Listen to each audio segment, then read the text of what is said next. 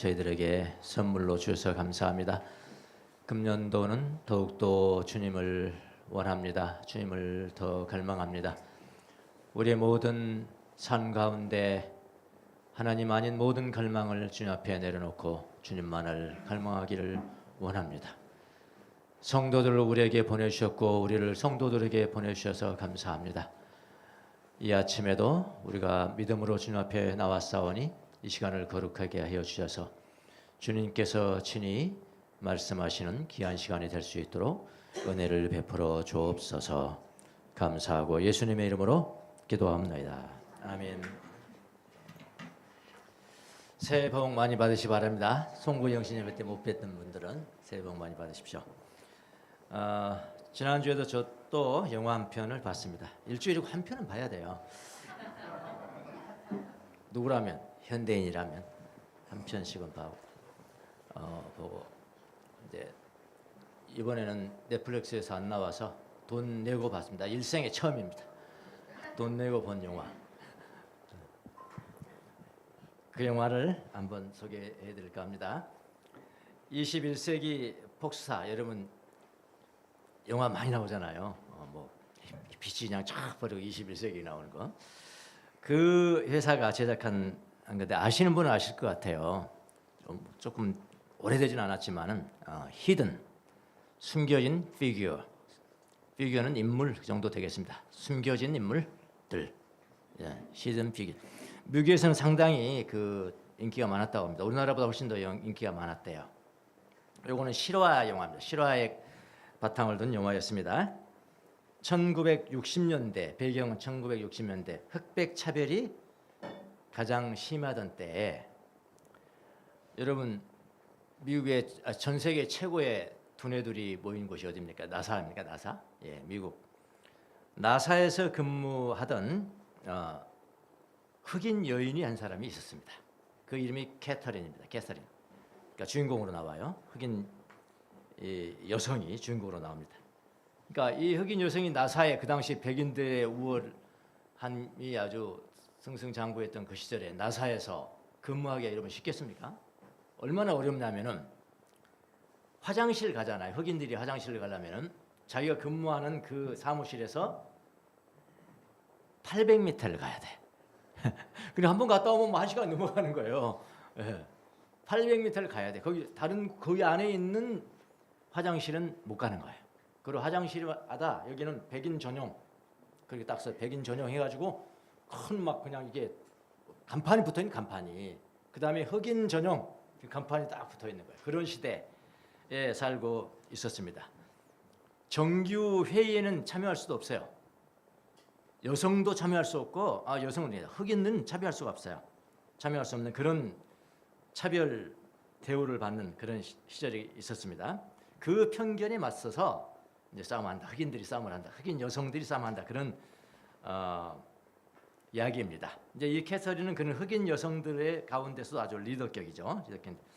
그 당시에는 미국하고 러시아 간에 치열한 우주 개발 전쟁, 그야말로 전쟁이었어요. 우주 개발. 소련이 앞서가던 때입니다. 소련이 먼저 쏴요. 유인 우주선을요. 그 다음에 그냥 미국이 난리가 난 거예요. 이게 말도 안 된다 이거. 뭐 전쟁하는 거니까요. 그 시절이었는데 이 캐서린이라는 여인은 어릴 때부터 수학에 천부적인 재능을 가진 그런 여인이었습니다. 그냥 보고 풀어버리니까요 다요.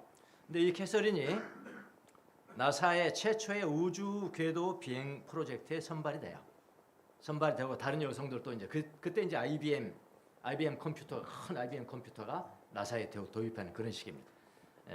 근데 이 흑인이라는 이유 때문에 그렇게 아까 뭐 800m 화장실 가죠. 거의 1시간 걸리죠. 여자라는 이유로 중요한 회의에 참석할 수가 없죠. 심지어 어떤 거 아니면 커피포트가 있잖아요. 커피포트.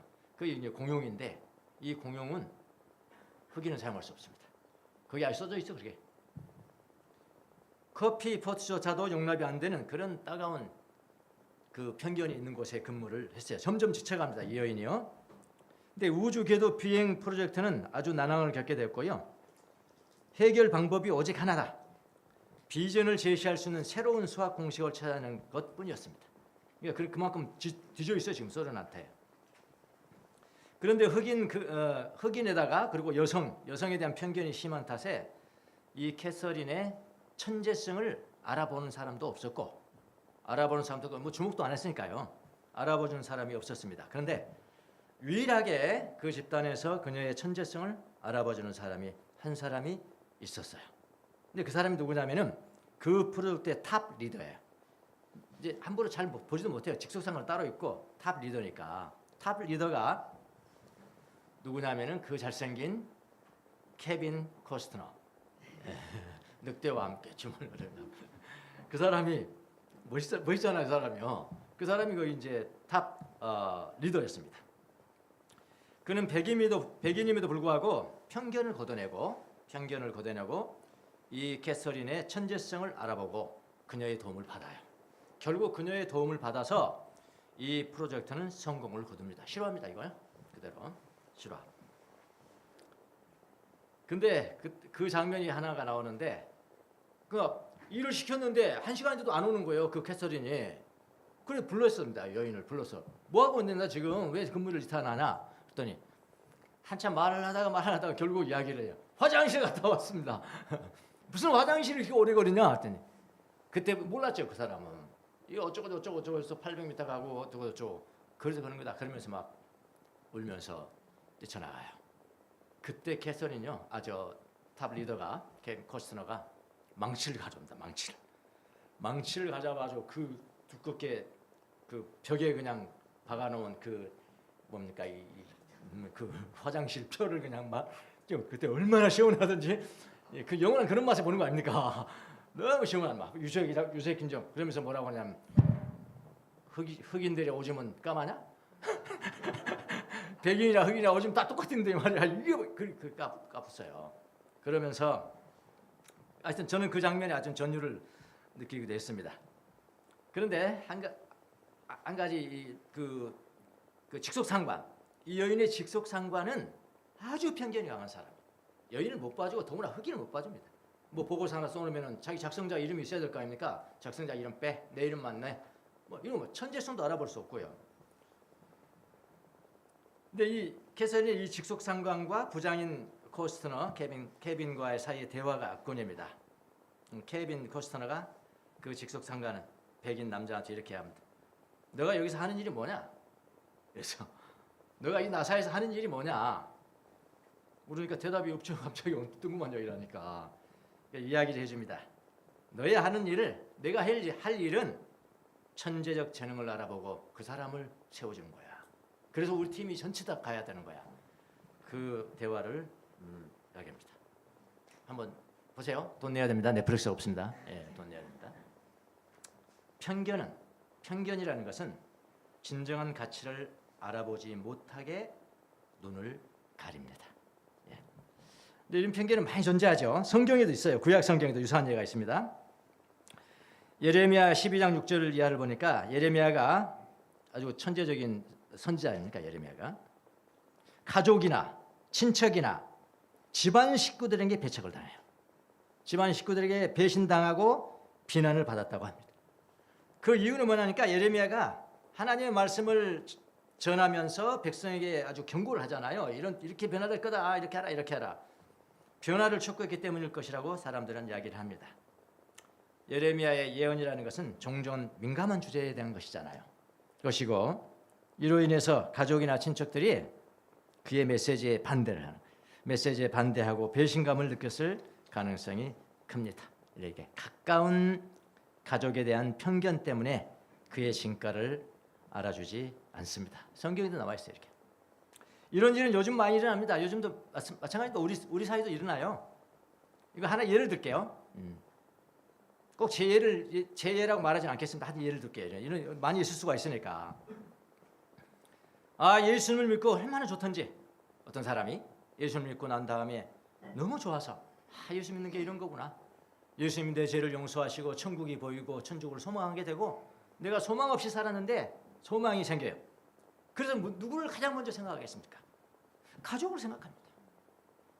보통 사람이란 그래요. 보통 사람. 가족을 먼저 생각합니다. 가장 가까운 가족에게 전도를 하고픈 생각이 가장 먼저 납니다. 그래서 가장 가까운 가족에게 복음을 전해요. 복음을 전하는데 복음을 전할 때마다 가족들은 그에게 핀잔을 주는 일이 비일비재합니다. 비일비재해요. 자녀가 부모에게 전도할 때도 그렇습니다. 그런 일이 발생합니다. 부모가 자녀들에게 전도하는데도 그런 일이 발생합니다. 그러니까 편견이 있는 게 편견이. 이전에 생겼던 이미지가 있는 거 거기를 못 넘어가는 거예요. 내가 네 생활을 알고 있는데 네가 뭐 예수 믿고 이렇게 이런 이미지 때문에 편견을 가진 경우가 많습니다. 편견 때문에. 이 편견 때문에 사람들이 전도하는 가족에 대한 이전의 이미지에 갇혀가지고 지금의 진가를 알아보지 못하는 거예요. 예, 정말 진정한 가치 있는 사람이 자기 옆에 있는데 가족이 그걸 못 알아보는 거예요. 그러면은 가족이 복음을 받아들이지 않는 것에 대해서 더욱 상처를 받죠. 그 다음에는 문 닫아버려요. 그 다음 밖으로 나갑니다. 가장 먼저 여기서 전해야 할 텐데 못 전해요. 못 가서 밖에 나가서는 더 큰 사역을 일으키고 역사를 일으키죠. 그런데 다행히도 여러분 예수님도 같은 경험을 하셨다는 것을 여러분 아셔야 합니다. 예수님도 똑같은 경험을 하셨어요. 오늘 본문이 바로 그런 경우예요. 오늘 본문이 편견에 대한 겁니다. 예수님이 고향인 나사렛에 갔는데 주민들이 너무나 예수님을 잘 아는 거예요. 너무나 잘 아는 거예요. 숟가락, 요즘 우리나라 말로 숟가락 몇 개까지 다 안다. 예? 너무나 잘 알았기 때문에, 그런데 아이러니하게 너무나 잘 알았기 때문에 그들이 주님의 진면목을 몰라봤다는 거예요. 뭐 때문에 그렇습니까? 이게 편견이죠. 편견. 편견이 뭡니까? 미리 판단하는 거 아닙니까? 프레주다이스니까 풀이. 저지니까 미리 판단해서 그것이 딱 굳어져 있어. 그걸 못 넘어가는. 54절 56절 보십시오. 예수께서 고향에 가셔서 회당에서 사람들을 가르치셨다. 그들은 놀라서 말하였다. 너무나 놀라운 말씀을 전하는 거예요. 주민들이 보는 거예요. 지금 이 사람이 어디에서 이런 지혜와 놀라운 능력을 얻었을까? 어디서 얻었지? 이 사람이 누구야? 이 사람 목수인데, 목수의 아들인데, 목수의 아들이 아닌가? 그의 어머니는 마리아잖아. 마리아고 아마 요셉은 이제 돌아가셨나? 그의 아우들은 야고보와 요셉과 시몬과 유다가 아닌가? 그의 여동생은 누구지? 여동생, 그의 누이들은 우리가 모두 우리와 같이 살고 있지 않은가? 왜 아들은 이름 되고 왜 딸은 이름 안 되는 거예요? 이것도 편견이에요. 편견. 예. 딸의 이름은 없어요. 그런데 이 사람이 이 모든 것을 어디에서 얻었을까? 이랬단 말이에요. 너무나 잘하니까. 예수님이 사역을 위해서 이제 고향에 갔다는 거 아닙니까? 고향 사람들이 너무나 많이 환영을 해줬어요. 그 당시에 환영하죠. 환영했습니다. 그 당시 학자들에 의하면은 나사렛의 인구가 몇 명 정도 된다고 보십니까? 한 1,600명에서 2,000명 정도를 봅니다. 그러니까 소규모죠. 도시치고는요. 그래서 대부분의 사람들은 예수님의 아버지 요셉을 잘 알고 있었고요. 요셉의 아들 예수님을 너무나 더 잘 알고 있었습니다. 그러니까 요셉은 왜 아냐면은 아주 유명한 목공이고 또 가업 승계가 돼서 예수님이 그 목공을 하는 거고, 그러니까 너무 잘하는 거예요. 그 당시 역사가들이 말하는 것을 보면은 예수님이 나사렛에 성장할 당시에 목수, 목공을 하는 목수의 수요가 급증했다고 합니다. 요즘도 뜨잖아요. 나그르치 형제 뜨잖아요. 네, 목공하는. 그 당시도 그랬다는 거예요. 이 목공이 아주 급증을 했대요. 수요가. 그래서 요셉은 목수의 직업을 가지고 있었다는 그런 것은 전혀 이상한 일이 아닌 거예요. 예. 그러니까 목수들은 쟁기도 만들고 의자도 만들고 목공의 품을 제작해요. 아울러 뭐까지 하면 지붕까지 목공을 했습니다. 지금 미국한테서 목공이 페이가 굉장히 높다는 거 아시죠? 우습게 얘기하면 절대 안 돼요. 이게 정말 탑 이럴 거예요. 거기 뭐 지붕 수리 뭐 이런 것들요. 예. 뭐 석조 건물도 했다고 그러네요. 네. 석조 건물도 석공일도 목수가 있습니다. 그러니까 요셉이 돌아가신 다음에도 예수님은 그 직업을 그대로 물려받았던 거 아닙니까? 물려받았어요. 그리고 가만히 보면요, 가정의 안방까지 자기 집 드나들듯 하는 직업은 목공밖에 없습니다. 그렇잖아요. 요즘도 마찬가지잖아요. 그때도 마찬가지였을 거라고요. 그런 여러분 얼마나 잘하겠어요. 얼마나 잘 알겠냐. 뭐 여기저기 갈고 다녔으니까. 대를 이어서 목공일을 하셨는데 동네 사람들이 얼마나 요셉 집안에 대해서 잘 알겠냐고요. 너무너무 잘 아는 거예요. 요셉의 아내 마리아도 알고 자식들은 이름까지 다 알았고 예수님을 포함해서 야고보, 요셉, 시몬, 유다 딸들의 이름도 알았을 거예요. 근데 이름도 안 불렀죠. 딸들도 지금도 우리가 같이 살고 있지 않느냐. 이거 어떤 일이냐. 자, 이 정도 되면은 예수님에 대해서 너무나 많은 것을 알고 있는 겁니다. 예수님이 뭐 특별히 랍비 교육을 받은 것도 아니지 않습니까? 해외 유학 간 것도 아니지 않습니까? 예수님 유학 갔습니까? 박사학위 받은 것도 아니잖아요. 학문을 위해서 특별히 유학 간 것도 아니란 말입니다. 그런데 그 예수가 지금 회당에서 자기들을 가르치는데 랍비들이 가르치는 것을 훨씬 능가하고 서기관과 다르다 그랬거든요. 훨씬 능가하고 능력을 행하시는 것을 본 거예요. 주민들이 그걸 본 거예요. 그런데 너무 잘 아는다는 그것이 오히려 주민들에게는 걸림돌이 되었던 겁니다. 왜 그렇습니까? 바로 편견 때문에 그런 거예요. 편견. 그들은 예수를 볼 때 이전의 이미지에 갇혀가지고 예수님의 진문명을 보지 못했습니다. 편견으로 인해서 그들은 예수의 실제적인 능력, 저 능력이 어디서 나오는 것인가, 능력을 보지 못하고 놀라운 일을 체험하지도 못해 더 이상 못했죠. 조금 하고 그냥 말았죠. 예. 편견은 이렇게요. 열린 마음과 신앙의 경험을 가로막을 수가 있는 거예요. 자, 이런 경험은요. 예수님 당시뿐만 아니라 지금도 마찬가지입니다. 똑같습니다. 똑같아요. 참대가 나열해 볼게요. 예수님에 대한 우리의 편견은 무엇일까요? 나도 예수님 앞에 편견이 있을까? 있어요. 그래서 예수님을 못 알아보는 거예요. 이미 왔다 갔는데 못 알아보는 거예요. 그래서 오직 있으면 영성 지도자가 뭐예요? 그 왔다 간 예수님, 그분이 예수님이야. 이거 가르치는 게 영성 지도의 목적이에요. 알아보고 가르쳐 주는 거예요. 아, 그렇군요. 아, 그게 예수님 왔다 간 거군요. 그 편견 때문에 못 알아봐. 지금도 이런 경험은 너무나 많습니다. 우리의 편견이 무엇일까요? 이런 겁니다. 예수님이 어떤 분이신데 예수님은 너무너무 영적인 분이셔. 예수님은 너무너무나 영적인 분이셔. 내가 지금 당하는 문제에 대해서 관심도 없으실 거야. 이런 세속적인 문제에 대해서 무슨 관심이 있으시겠어? 그분 너무나 영적이고 너무나 거룩하신 분이고 나오고는 멀리 계신 분인데 내가 지금 당하는 문제에 대해서 관심도 있으실까? 아닐 거야.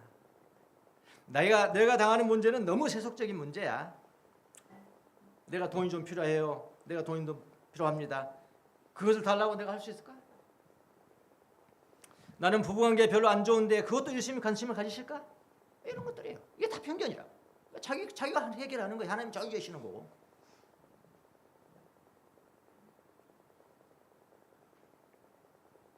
그렇게 예수님은 너무나 영적인 분이시라 나의 이런 문제는 관심이 없으실 거야 라고 생각한다면, 그렇게 생각하면서 예수님과 대화하지 않는다면 벌써 그 사람은 예수님에 대해서 뭐가 있어요? 편견이다. 편견.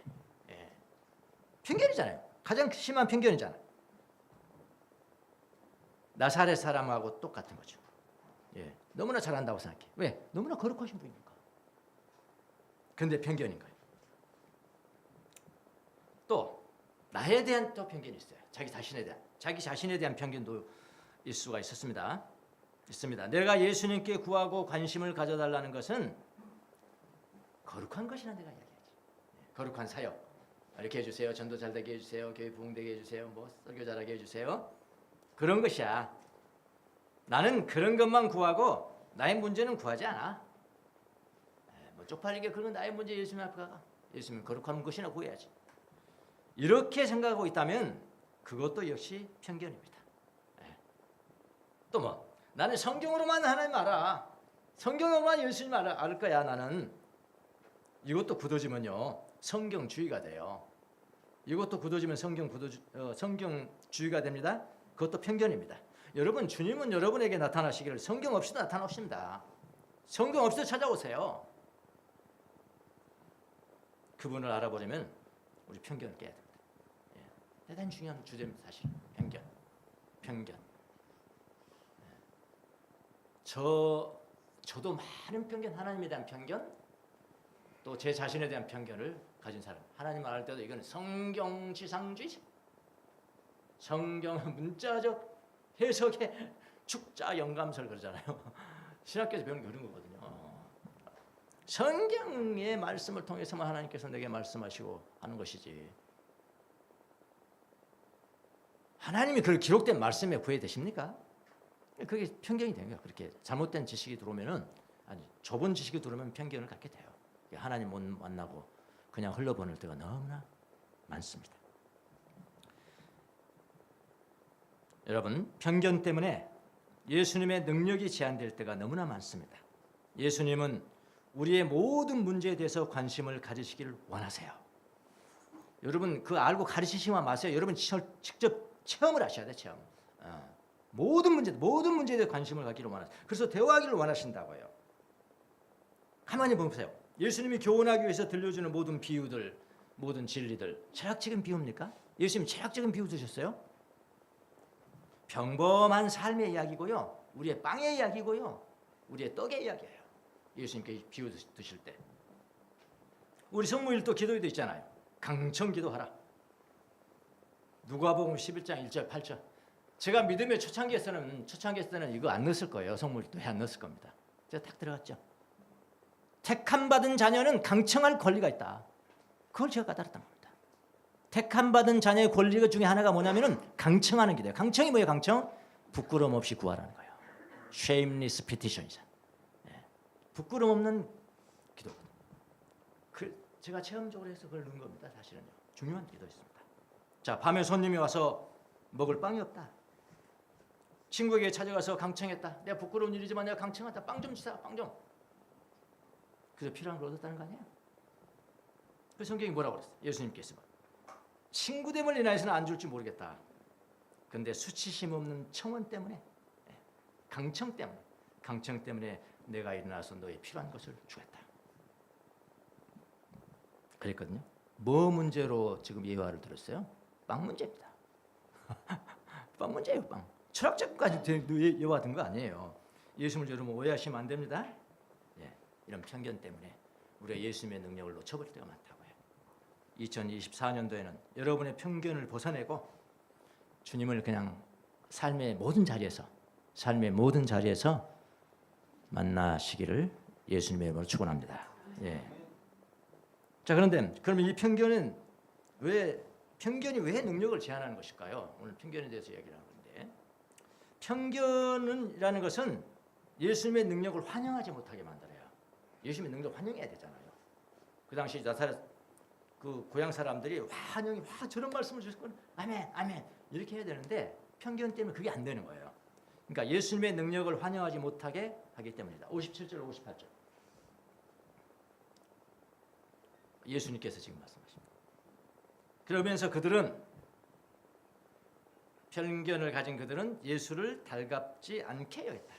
우리 새벽녘에는 이렇게 번역됐어요. 달갑지 않게 여겼다. 예수께서 그들에게 말씀하셨다. 예언자는 자기 고향과 자기 집 밖에서는 존경을 받지 않는 법이 없다. 결론을 뭐라고 그랬냐면 예수께서는 58절 그들의 믿지 않음 때문에 그랬어요. 나사렛 사람들이 믿지 않고 그런 건 없잖아요. 사실 이 본문에는 없어요. 근데 예수님께서 판단하는 것은 믿지 않음을 불신앙 때문에 했다네. 불신앙. 그들의 불신앙 때문에 거기에서는 기적을 많이 행하시지 않으셨다. 그렇게 예수님께서는 평가를 했어요. 그러니까 예전에 알았던 예수님이 아니라는 것을 알고 그들은 예수님을 진정으로 환영하고 받아들일 수가 없었습니다. 좀 신기하죠? 예수님을 진정으로 환영하지 않는 것이 죄라는 거죠. 진정하게 환영하지 않는 것은 불신앙이고 불신앙은 죄라는 거죠. 그러니까 예수님을 존경하지 않고 사랑하지 않는 것이 죄죠. 편견이 그렇게 만들었다는 거예요. 57절에 보니까 그들은 예수를 달갑지 않게 여겼다. 이게 표준 번역이 이렇게 돼 있고요.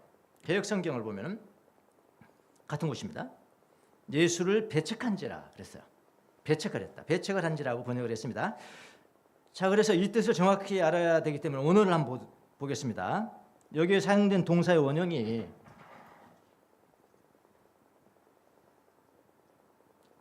스칸달리죠.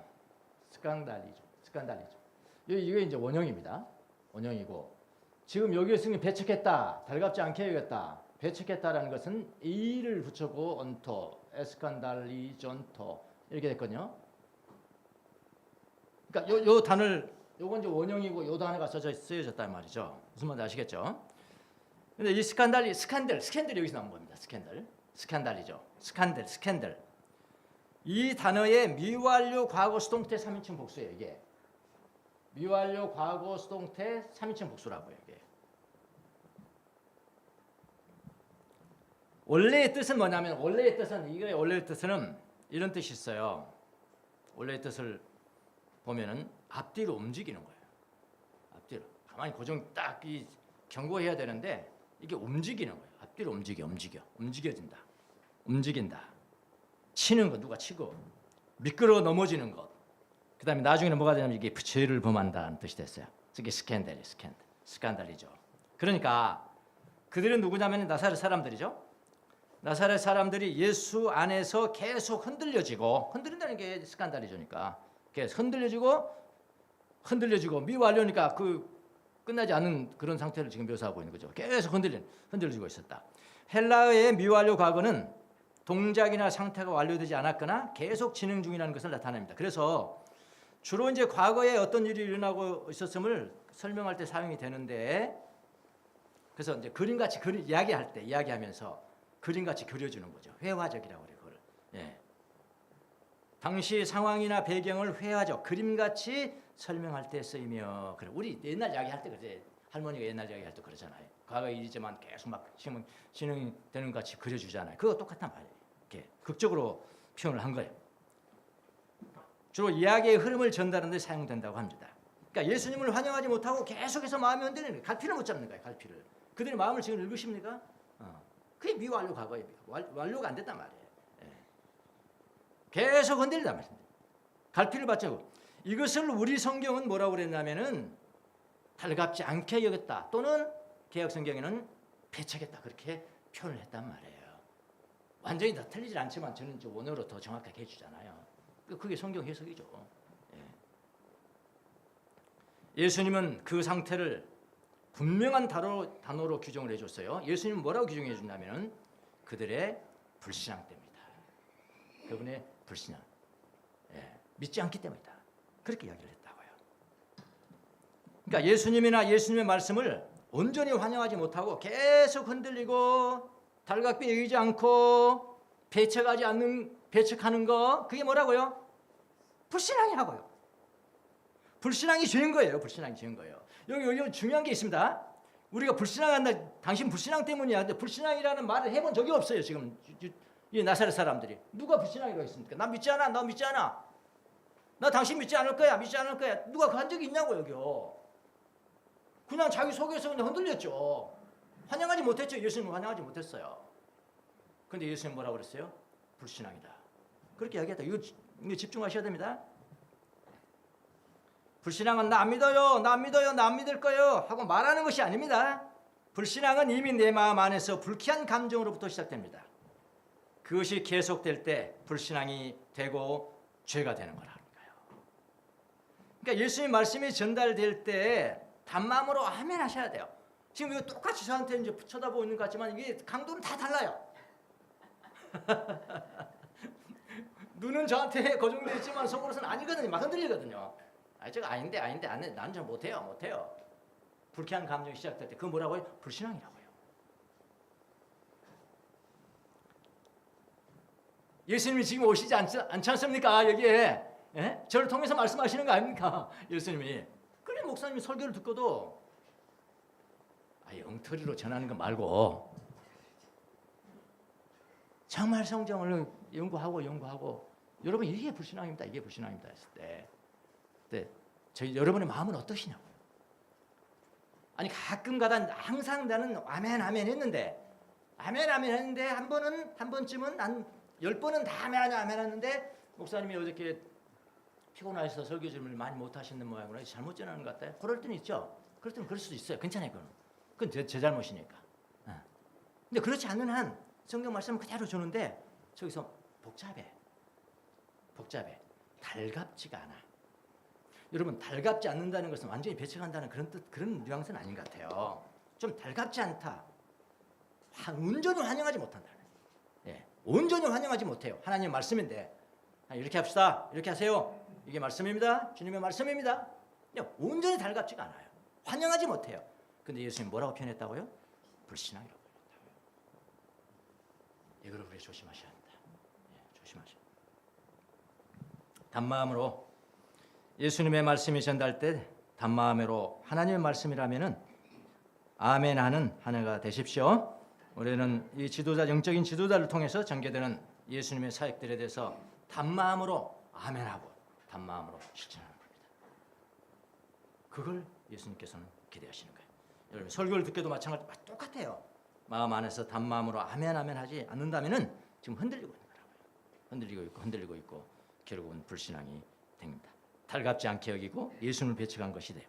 그것은 불신앙이다. 시안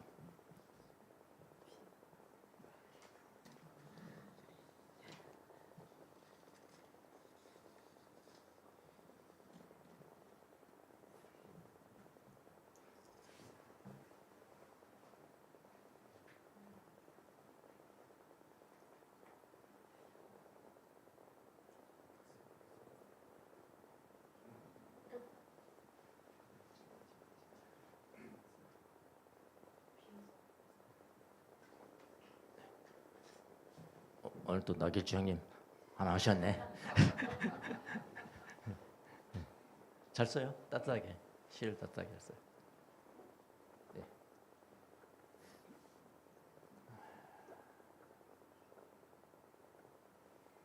이거랍니다. 겸손하고 더 이상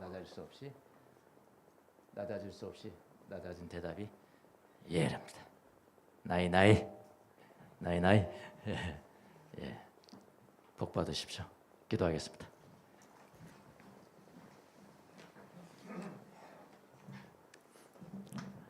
하나님, 예수님에 대한 편견 때문에 내 자신에 대한 예수님을 향한 내 자신의 관점의 편견 때문에 예수님을 온전히 나의 모든 삶에 모셔드리지 못하고 예수님과 대화하지 못하고 지나쳐버릴 때가 너무나